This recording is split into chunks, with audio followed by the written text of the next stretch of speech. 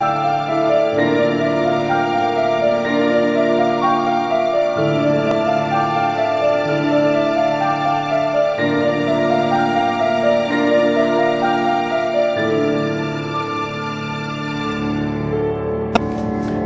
tell us we've been getting hit with an unusual amount of radiation from the sun since last week, one of the biggest solar storms in more than 6 years. We asked Bill Whitaker to look into it.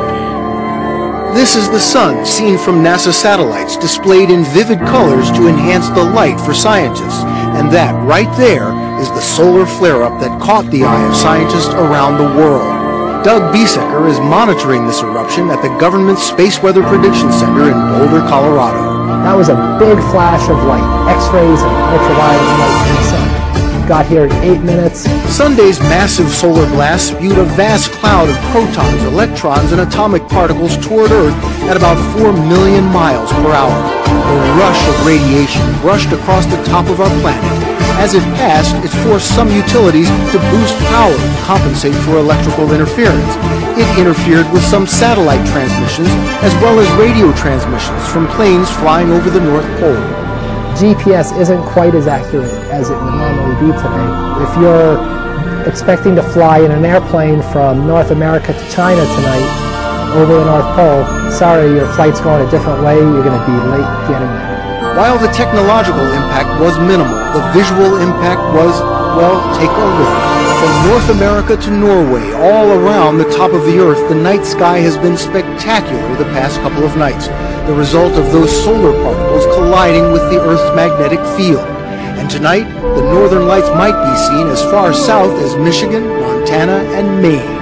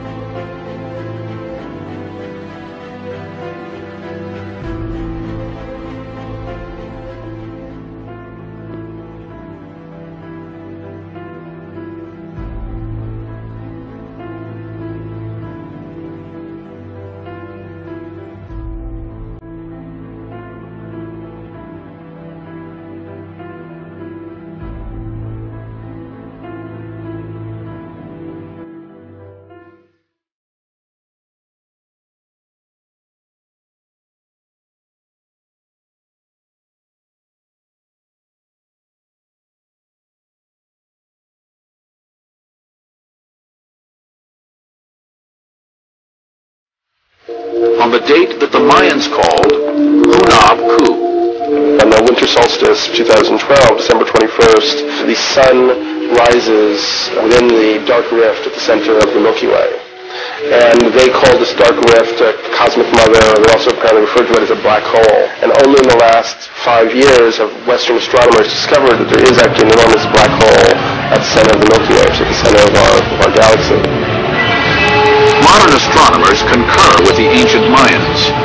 On December 21st, 2012, the Earth will be in exact alignment with the Sun and the center of the Milky Way galaxy. A galactic event that takes place only once every 25,800 years. No one knows what effect this extraordinary alignment will have on the Earth, but the Mayans believed it would be dire. Geophysicists have a theory that is strikingly similar to the events predicted by the Mayan alignment. This phenomenon is called pole shift, in which the entire mantle of the Earth would shift in a matter of days, perhaps hours, changing the position of the North and South Pole, causing worldwide disaster. Massive tsunamis would inundate coastal cities. It would be the ultimate planetary catastrophe. As unlikely as this theory seems, it is backed by science.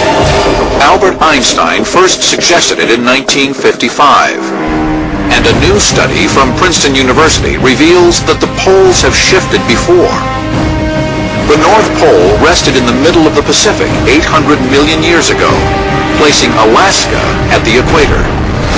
Even if this pole shift took place slowly over years, it would result in global climate change and shifting sea levels. If it took place rapidly, it would mean planet-wide disaster and mass extinction of species.